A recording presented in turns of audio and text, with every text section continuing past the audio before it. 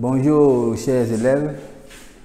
Aujourd'hui nous allons finir notre dernier cours, la dernière partie de notre cours sur les causes, les caractères et les conséquences de la Seconde Guerre mondiale. C'est-à-dire aujourd'hui nous allons commencer, nous allons terminer avec les conséquences de la Seconde Guerre mondiale. Mais avant de parler des conséquences de la Seconde Guerre mondiale, nous allons faire une petite révision. La semaine dernière, c'est le collègue Doudou, M. Doudou, qui a traité cette deuxième partie, qui parlait des caractères. Alors, quand on parle de caractère, on fait allusion à la particularité de quelque chose, à la particularité ici de la Deuxième Guerre mondiale. Et je crois bien que Doudou, lorsqu'il a fait le cours, il a dit les caractères étaient, le premier caractère, il a dit c'est une guerre qui est très longue et meurtrière. Elle a duré 6 ans, de 1939 à 1945, elle a duré 6 ans et elle a fait entre 50 millions et 60 millions de victimes. La dernière fois, je vous ai dit. L'autre caractère, c'est que c'est une guerre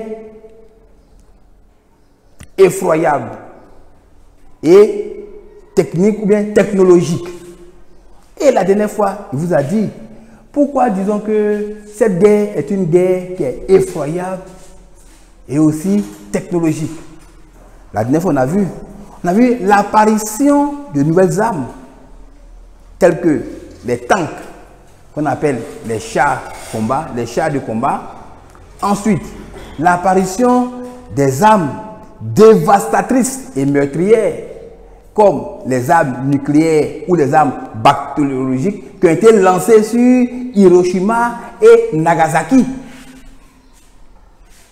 Ensuite, il a évoqué que cette guerre était une guerre mondiale. Pourquoi une guerre mondiale?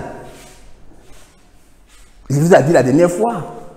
Une guerre mondiale parce que la guerre s'est déroulée sur le continent. C'était d'abord une guerre européenne. Elle opposait des nations européenne. Mais pourquoi cette guerre a pris, n'est-ce pas, cette ampleur? Pourquoi la guerre s'est mondialisée?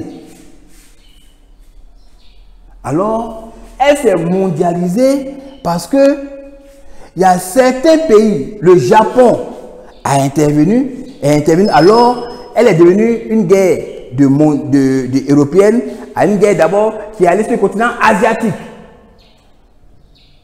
Avec l'intervention des États-Unis, on a vu que le continent américain, n'est-ce pas, a fait irruption dans cette guerre, aux côtés des Alliés. À partir de 1941 et 1942, les USA ont fait leur apparition. Ensuite, l'Afrique a participé également à cette guerre. Mais comment? À travers à cette époque, les Africains n'étaient pas encore indépendants. Ils étaient encore sous domination, soit britannique, soit française. Donc, en gros, sous domination européenne. Alors, l'Afrique, n'est-ce pas, a donné des hommes qu'on appelle les tirailleurs sénégalais qui sont allés combattre aux côtés des colons. Donc vous avez vu, l'Afrique a participé, l'Asie a participé, l'Europe a participé, l'Amérique a participé. Donc, c'est ce qui nous fait dire que cette Deuxième Guerre mondiale a un caractère mondial. Alors, bon, on a fini avec ce résumé. On va aborder ce qui nous réunit aujourd'hui, les conséquences de la Seconde Guerre mondiale. Quand on parle ici des conséquences, on peut parler ici des conséquences négatives, l'impact négatif que la Seconde Guerre mondiale a eu sur l'humanité. Est-ce que vous me comprenez ce qu'on veut dire? Et cet impact-là, on a l'impact démographique et psychologique. Pourquoi on parle de démographie? En termes de démographie, on parle de la population. Et tout à l'heure, j'ai dit, il y a eu 50 à 60 millions de victimes. C'est-à-dire des morts. Plus de 30 millions de blessés. 6 millions de juifs exterminés dans les camps de concentration.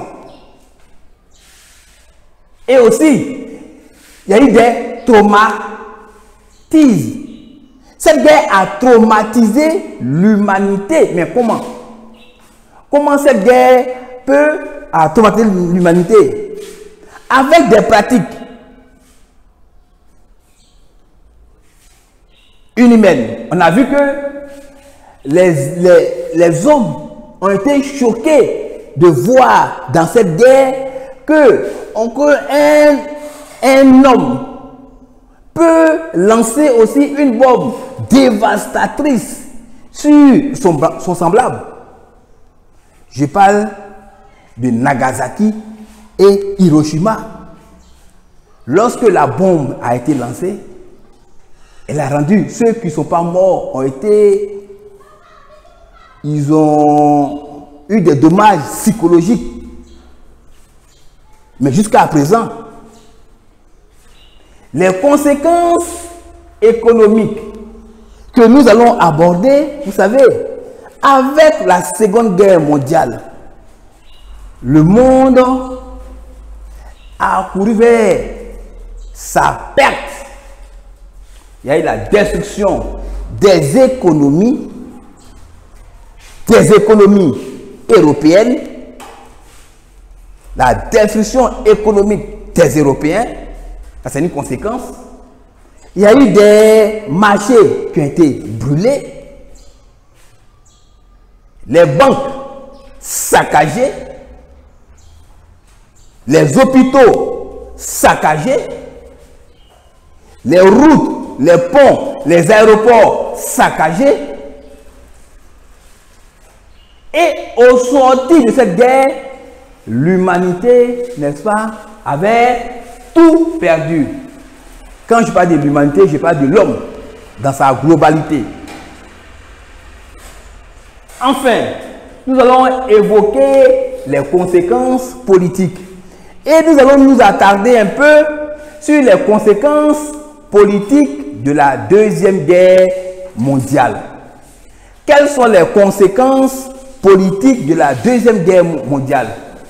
Il faut dire que bientôt, très bientôt, nous allons dire au 5, dans 3 à 4 jours, nous allons fêter, nous allons commémorer, n'est-ce pas, la capitulation de l'Allemagne. C'est-à-dire, l'Allemagne a capitulé le 8 mai 1945. C'est-à-dire, l'Allemagne a reconnu sa défaite. Lors de la Deuxième Guerre mondiale, le 8 mai 1945, le Japon, quant à lui, a capitulé. Le Japon, quant à lui, a capitulé le 2 septembre 1945 après le bombardement de Nagasaki et de Hiroshima par les États-Unis d'Amérique. Donc, on va voir que après la guerre, l'Allemagne a été divisée en 4 parties. D'abord, l'Allemagne a été démilitarisée. L'Allemagne comme le Japon ont été démilitarisés. Et l'Allemagne a été divisée en 4 parties. Ça va? On va voir la vision de l'Allemagne. On va voir Allemagne ici. une partie de l'Allemagne aux Français, une autre partie aux USA, une autre partie à la Grande-Bretagne et une autre partie à l'URSS. Mais au sortir de la guerre, je peux avoir un but noir ici, au sortir de la guerre, dans un conflit, dans le conflit idéologique qui opposait les communistes et les capitalistes, c'est-à-dire les alliés, on va voir que l'Allemagne, en définitive, sera divisée en deux parties. En définitive. Pour des raisons idéologiques. Au départ, j'ai dit en quelle partie? Parce que c'était les alliés. Mais dans la résolution du problème allemand, les alliés ne sont pas entendus. Alors les États-Unis, la France et la Grande-Bretagne vont former un camp. Et l'URSS sera isolée. Donc l'Allemagne sera divisée en deux parties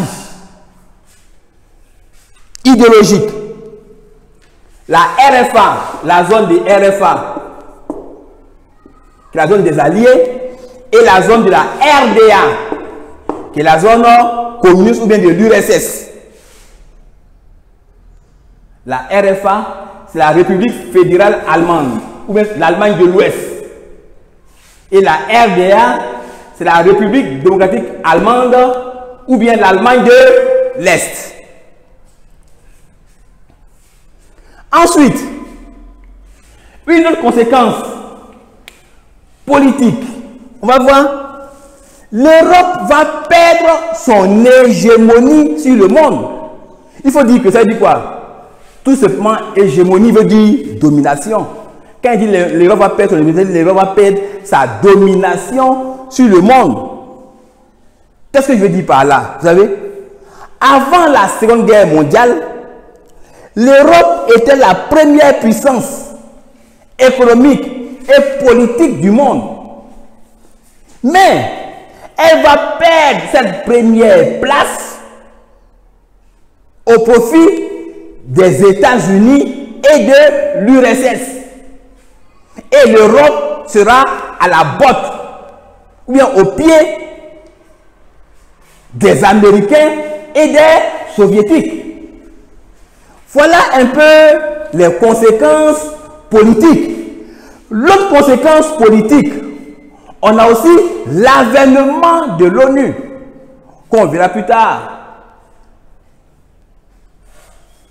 L'avènement de l'ONU pour ne plus jamais que une catastrophe aussi meurtrière que la Deuxième Guerre mondiale, n'est-ce pas, n'intervienne encore dans l'humanité. Donc l'ONU a été créée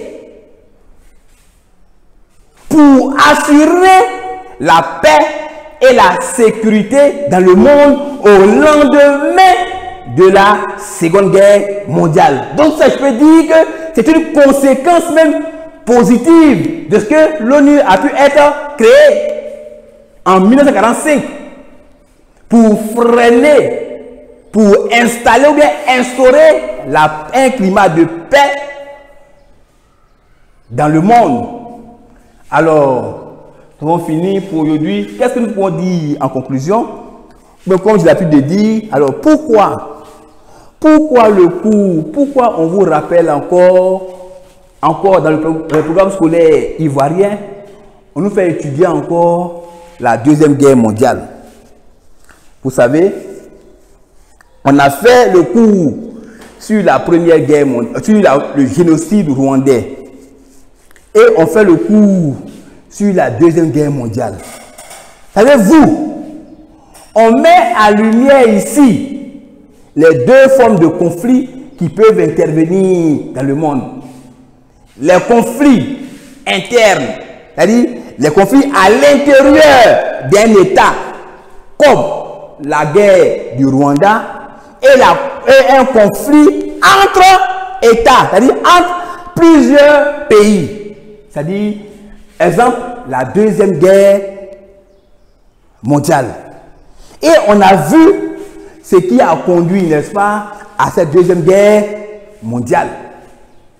Mais on nous fait dire pourquoi? Pour dire toujours de faire attention aux gestes que nous posons. On a vu que Hitler et Mussolini, dans leur folie expansionniste, parce qu'ils ont voulu s'étendre, faire étendre le territoire allemand, ils voulaient phagocyter ou bien annexer les autres territoires. Alors Hitler nous a conduit à la guerre. C'est pour vous dire, les relations entre États doivent être des relations courtoises entre États. Le respect mutuel doit guider les relations entre États.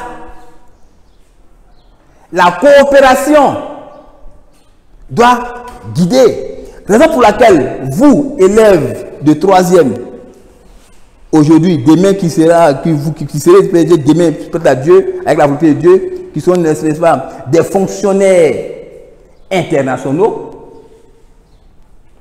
vous ferez attention pour ne pas diviser le monde, pour ne pas conduire le monde dans un conflit aussi meurtrier et dévastateur.